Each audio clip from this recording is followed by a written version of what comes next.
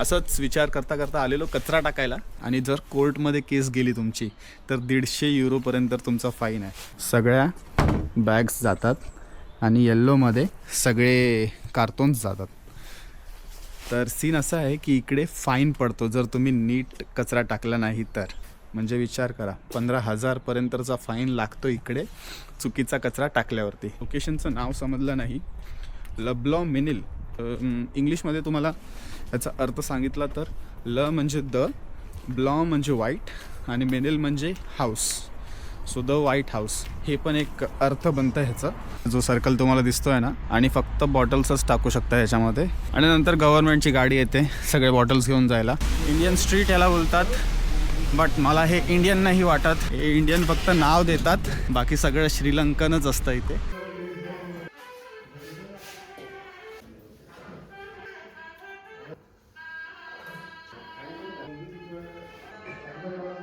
मोठा फाईन पडतो. मेर्सी.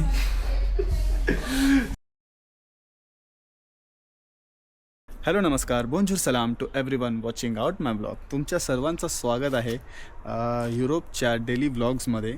आज आहे दिवस दुसरा, आणि दुसऱ्या दिवशी काय करू हे मला विचार करावं लागतं आहे की काय दाखवू असं पॅरिसमध्ये वेगळं. सो असंच विचार करता करता आलेलो कचरा टाकायला. ते दाखवतो तुम्हाला कचरा कसा टाकायचा इथे. म्हणजे बेसिकली हे 2 बिन्स आहेत ना, इथे थोडा कचराच असेल. ग्रीन बिनमध्ये सगळ्या बॅग्स जातात आणि येल्लोमध्ये सगळे कार्टून्स जातात. तर सीन असा आहे की इकडे फाईन पडतो जर तुम्ही नीट कचरा टाकला नाही तर. घरांसाठी 35 युरोपासून चालू आहे फाईन. 35 युरो, 75 युरो आणि 150 युरो. जर तुम्ही फेरबदल केलात, ग्रीनवाला कचरा पिवळ्यामध्ये टाकलात तर 75 युरोपर्यंतचा फाईन आहे. आणि जर कोर्टमध्ये केस गेली तुमची तर 150 युरोपर्यंत तुमचा फाईन आहे. म्हणजे विचार करा, 15,000पर्यंतचा फाईन लागतो इकडे चुकीचा कचरा टाकल्यावरती. ग्रीनमध्ये बेसिकली तुमचं घरातलं सगळं वेस्ट असतो, आणि म्हणजे जेवणाचं सगळं काही जे काही असेल ते. आणि येल्लोमध्ये मला वाटतं फक्त कार्टून्स टाकले जातात.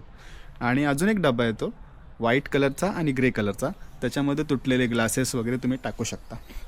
तर आमच्याकडे इकडे व्हाईटवाला नाही आहे आणि ग्रेवाला नाही आहे. बट माझ्या लोकल म्हणजे स्ट्रीटवरती एक लोकेशन आहे जिकडे तुम्ही ग्लास डिपॉझिट करू शकता. म्हणजे तुटलेले ग्लासेस किंवा वाईनचे ग्लासेस कसले म्हणजे बॉटल्स वगैरे डिपॉझिट करू शकता. सो आपण आता ते बघायला जाऊया. जर तुम्ही माझा पहिला व्लॉग बघितला नसणार, डेली व्लॉगमधला फर्स्ट डे, तर मी इकडे लिंक वगैरे टाकतो, तुम्ही जाऊन चेक करा, चेकआउट करा. आणि ती बघा माझी गॅलरी वरती एकदम टॉपला. हे माझं घर आहे, म्हणजे माझं नाही आहे, इकडे मी रेंटने राहतो. आणि असं आहे लोकेशन, मस्त समरमध्ये एकदम चिल आउट. आणि यस, हे आहे लब्लॉ मिनिल. आमच्या एका सबस्क्रायबरनी मला विचारलेलं की, रिसेंट सबस्क्रायबर आहे, मेडिटेशन मला वाटतं नाव. सो त्यांनी विचारलेलं की तुमच्या लोकेशनचं नाव समजलं नाही. लब्लॉ मिनिल हे लोकेशन म्हणजेच इंग्लिशमध्ये तुम्हाला याचा अर्थ सांगितला तर ल म्हणजे द, ब्लॉ म्हणजे व्हाईट आणि मिनिल म्हणजे house. So the white house हे पण एक अर्थ बनतं ह्याचा. असेल काहीतरी याच्यावरती. चांगलं आहे, जास्त सफेद घरं नाही आहेत इथे. लब्लॉ मिनिल करून आहे नाव, बट घरं कलरफुल आहेत. So yeah, I hope meditation, I guess. मी पण नाव विसरलो, कोणी विचारलेलं मेडिटेशनच मला वाटतं. जर तुम्हाला तुमचा आन्सर भेटला असेल तर नक्कीच या व्हिडिओला लाईक करा. आणि जर तुम्ही पहिला व्हिडिओ नसेल बघितला तर नक्कीच जाऊन बघा. डेली ब्लॉग्समध्ये काय ना काय टाकणार आहे. पाऊस सुरू झाला आहे, म्हणजे ड्रिझलिंग सुरू झाली आहे. काल पण पाऊस पडत होता आणि आज पण पाऊस पडतो आहे. काल मी इकडूनच सुरू केलेला ब्लॉग. हे बघा, मस्त एकाने घराच्या बाजूला पूर्ण फेन्सिंगला झाडं वगैरे लावले. आणि इथून मेन स्ट्रीट आहे, तिथे मेन स्ट्रीटला ते एक छोटंसं एक म्हणजे इकडे आहे काहीतरी डब्यासारखं, तिकडे तुम्ही तुमचे बॉटल्स टाकू शकता। जो सर्कल तुम्हाला दिसतो आहे ना, ह्याच्यातून तुम्ही बॉटल्स टाकू शकता आणि फक्त बॉटल्सच टाकू शकता ह्याच्यामध्ये, हे आहे। आणि नंतर गव्हर्नमेंटची गाडी येते सगळे बॉटल्स घेऊन जायला। इथे लिहिलं पण आहे वेअर डिपोजे, म्हणजे फक्त ग्लासचे आयटम्स डिपोजे। सो असं आहे, हिरवा डब्बा असतो आणि हे लोकल लोकेशन, बस वगैरे। तर चला आपण जाऊया आता। आजचा मेन मुद्दा आहे फिरायचा। इकडे एक गणेश मंदिर आहे, तिकडे तुम्हाला घेऊन जातो, पॅरिसच्या गणेश मंदिरमध्ये। आणि गार्दनॉड ही लोकेशन आहे। गार्दनॉड ही लोकेशन पण मिडलमध्ये येते पॅरिसच्या, पण एवढी मला काही आवडत नाही ती लोकेशन। भरपूर सारं इमिग्रेशन आहे तिकडे त्याच्यामुळे। आणि गार्दनॉडला मिनी इंडिया पण बोलला जातो। मला वाटत नाही मिनी इंडिया, मिनी एशिया तुम्ही बोलू शकता। सो या तिकडे जाऊया।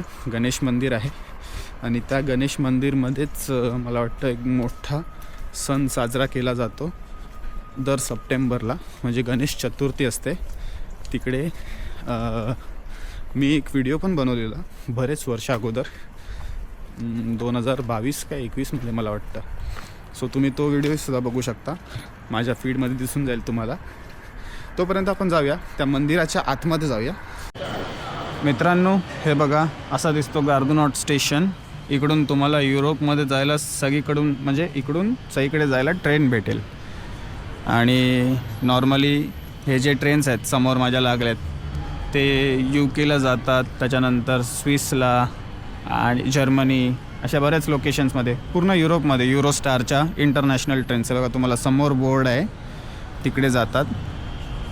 बराच मोठा स्टेशन आहे, भरपूर मोठा। आणि ह्या स्टेशनच्या खाली लोकल ट्रेनचं स्टेशन आहे, जी काल मी तुम्हाला म्हणजे फर्स्ट डे ब्लॉगच्या दिवसामध्ये तुम्हाला जी लोकल ट्रेन दाखवलेली, तो स्टेशन याच्या खाली आहे। चला आता जाऊया आपण गणेश मंदिरमध्ये। बट मला वाटत नाही तिकडे कॅमेरा अलाउड करतील शूटला, सो मी मोबाईलच्या कॅमेरा थ्रू तुम्हाला एक POV दाखवीन, बट तिकडे काही बोलू नाही शकणार। बघूया, लेट्स ट्राय। हे बघा मित्रांनो, पाऊस जोरदार सुरू आहे, बट इकडे तुम्हाला सगळं इंडियन भेटेल। इंडियन रेस्टॉरंट्स, इंडियन स्ट्रीट याला बोलतात, बट मला हे इंडियन नाही वाटत, हे प्रॉपर श्रीलंकन आहे सगळं स्ट्रीट। सो आता आपण चाललो आहे टेम्पलच्या डायरेक्शननी। तिकडे दुकानं आहेत, मद्रास भवन, माझ्यासमोर संगीता साडी पॅलेस आहे बघा, साड्या भेटतात इथे, एशियन सिल्क साड्यांचं दुकान, इंडियन सुपर मार्केट, बट हे इंडियन नाही आहे। हे बघा इंडियनच्या बाजूला तिकडे लिहिलं पण आहे श्रीलंका। मी बोललो ना, आपल्याला माहिती आहे सगळं, हे इंडियन फक्त नाव देतात, बाकी सगळं श्रीलंकनच असतं इथे। चला जाऊया टेम्पलमध्ये।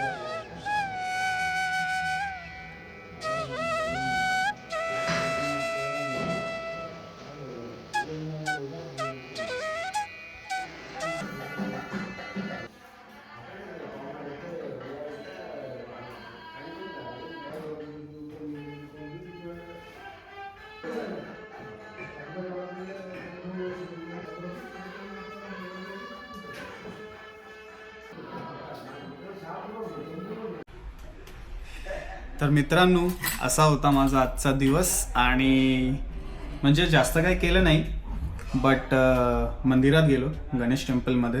सो बेसिकली ते टेम्पल एका शॉपमध्ये आहे, 2 शॉप्स मिळून असं एक टेम्पल त्यांनी आतमध्ये डिझाईन केलं आहे, जसं आमचा करेविला आहे तसा.